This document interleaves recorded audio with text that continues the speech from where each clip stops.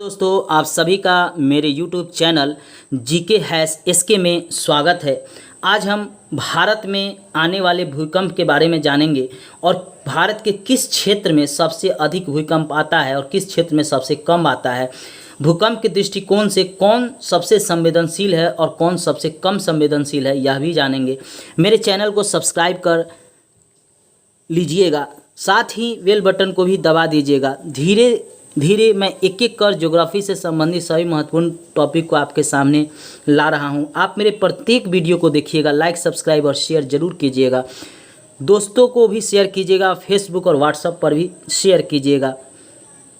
भारत में भूकंप का मुख्य कारण भारतीय प्लेट का यूरेशियाई प्लेट की तरफ अभिसरण करना भी है। धीरे धीरे यह प्लेट जो है वामावर्त होकर घूम रही है। हिमालय का पर्वतीय भाग, ये जो हिमालय का पर्वतीय भाग है, जम्मू कश्मीर है, उत्तराखंड है, हिमाचल प्रदेश है, सिक्किम है, अरुणाचल प्रदेश है, तथा उत्तरी मैदान ये उत्तर प्रदेश, बिहार, उत्तराखंड, हिमाचल प्रदेश, ये पंजाब का क्षेत्र, ये भूकंप के दृष्टिकोण से सबसे संवेदनशील माना गया है। भूकंप संकेतक के आधार पर भारत को 5 जोन में बांटा गया है। सबसे ऊपर में ये जो क्षेत्र दिखाई जो दे रहा है, ये यहाँ पे, यहाँ पे, यहाँ पे, यहाँ पे, ये जो है पूर्वोत्तर का क्षेत्र है। ये बिहार का क्षेत्र है, यूपी बिहार का ये थोड़ा सा क्षेत्र है। ये उत्तराखंड है, ये जम्मू कश्मीर का क्षेत्र है, ये कच्छ है, गुजरात का क्षेत्र है, और ये जो क्षेत्र आपको दिखाई दे रहा है ये अंडमान निकोबार है। यहाँ पे सबसे उच्च तीव्रता वाले भूकंप आते हैं, यानी 9 की तीव्रता होती है यहाँ पे भूकंप की। उसके बाद ये जो क्षेत्र आपको दिखाई दे रहा है ये जोन 4 के अंतर्गत आता है। ये गुजरात का क्षेत्र है, ये सिक्किम है, ये पश्चिम बंगाल, बिहार, यूपी, उत्तराखंड, यहाँ पे आपको हरियाणा, यहाँ पंजाब, यहाँ हिमाचल प्रदेश, जम्मू कश्मीर, ये जो क्षेत्र है आपका, ये जोन 5 में नहीं आता है, जोन 4 में आता है। ये जोन 4 में आता है और ये उच्च तीव्रता वाले ही क्षेत्र हैं, लेकिन यहाँ पे 8 की तीव्रता से भूकंप आता है या उससे कम आता है। सबसे ज़्यादा जोन 5 में आता है 9 की तीव्रता से या उससे ऊपर, 8 की तीव्रता से जोन 4 में आता है, जोन 3 में 7 की तीव्रता से आता है। ये जो आपको रेड वाला दिखाई दे रहा है ये जोन 3 है, इसका बहुत बड़ा क्षेत्र है।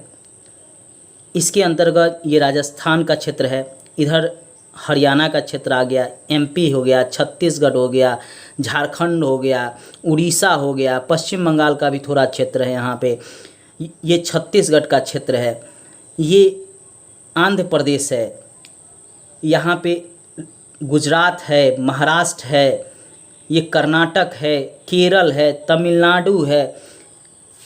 इसके अंतर्गत कई राज्य के क्षेत्र आते हैं जोन 3 के अंतर्गत। यहाँ 7 की तीव्रता से भूकंप आता है, 7 से कम या 7 तीव्रता की भूकंप यहाँ पे आता है। जोन 4 है, जोन 3, जोन 5 के बारे में आप जान लिए। अब जोन 2, ये जो आप ब्लू ब्लू सा देख रहे हैं ये जोन 2 है। यहाँ पे 6 से कम तीव्रता की भूकंप आता है। ये राजस्थान का क्षेत्र है, ये मध्य प्रदेश का क्षेत्र है, यहाँ पे उड़ीसा का क्षेत्र है, छत्तीसगढ़ का थोड़ा क्षेत्र है, आंध्र प्रदेश है, तेलंगाना है, तमिलनाडु है, कर्नाटक है। ये सब क्षेत्र जो है यहाँ पे जोन 2 के अंतर्गत आता है। यहाँ पे 6 से कम तीव्रता का भूकंप आता है। और जोन 1 का अर्थ है कि 1 से लेकर 5 के बीच तीव्रता की अगर भूकंप आता है तो वह जोन 1 के अंतर्गत आता है। जोन 1 में मुख्यतः देखा जाता है 1 या 2 तीव्रता के हल्का झटका का भूकंप होता है, इसलिए वह उतना संवेदनशील नहीं है। सबसे ज़्यादा संवेदनशील है तो जोन 5, जोन 4 और जोन 3। आपको याद है कि कच्छ में भूकंप आया था जो जोन 5 के अंतर्गत आता था, और यहाँ पे इतनी तीव्रता की भूकंप आया था 2001 में कि जान माल की काफ़ी क्षति हुई थी। भारत का मानक ब्यूरो ने देश को अब 4 भूकंपीय क्षेत्रों में बांटा है। पहले जो था 5 भूकंपीय क्षेत्रों में भारत को बांटा गया था, अब जो है केवल 4 मानक ब्यूरो ने निर्धारित किया है भूकंपीय क्षेत्र, भूकंपीय जोन। यह नया वर्गीकरण मॉडिफाई इंटेंसिटी MI स्केल के आधार पर किया गया है। यह प्रश्न पूछ सकता है कि अब जो भारत को 4 ही जोनों में बांटा गया है, यह किसके आधार पर किया गया है? तो मॉडिफाई इंटेंसिटी स्केल के आधार पर किया गया है। किसने यह दिया है? भारत का मानक ब्यूरो ने यह बताया है। भारत में आने वाले भूकंप का क्या प्रभाव हो सकता है, यह भी जानिए। रेत का बाहर आना, जब भूकंप आता है, जैसे ये जोन 5 है या 4 है, जब इसमें भूकंप आता है तो ये ज़मीन के अंदर से रेत बाहर निकलने लगता है, ज़मीन के अंदर से रेत बाहर निकलने लगता है और एक टीला का निर्माण होने लगता है। रेत और पानी इसके अंदर से निकलने लगता है। नदी का मार्ग बदल देता है। जैसे कोई अगर नदी ये बह रहा है तो यह नदी अब इस मार्ग को छोड़ देगा और ये इस तरह हो जाएगा।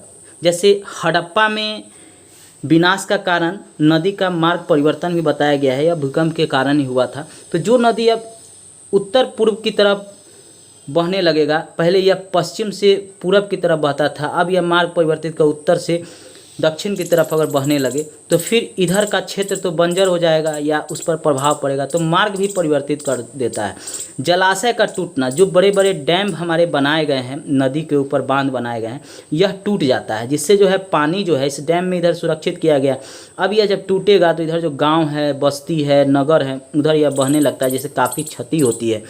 चट्टानों का खिसकना, आप देखेंगे कि हिमालय पर जो चट्टान है, हिमालय पे जो आप देखेंगे कि जो चट्टान है, हिमालय पे जो चट्टान है वो क्या होता है, खिसकने लगता है, यहाँ से खिसकने लगता है। ये आप कुछ साल पहले नेपाल में चट्टान जो है खिसकने के कारण इस भूकंप आया था और वहाँ के जो चट्टानें खिसका, जिसके कारण हजारों क्या लाखों की संख्या में मनुष्य, पशु, पक्षी सभी मारे गए थे।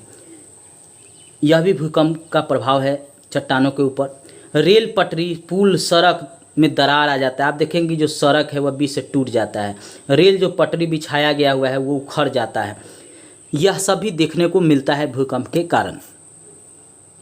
अगला प्रश्न है, देश का 46% हिस्सा किस जोन के अंतर्गत आता है? जोन 2 के अंतर्गत देश का 46% हिस्सा आता है, जहां 6 से कम तीव्रता का भूकंप आता है। अगला प्रश्न है, सबसे अधिक तीव्रता का भूकंप 2001 में भारत में कहाँ आया था? गुजरात के कच्छ भुज क्षेत्र में यह आया था।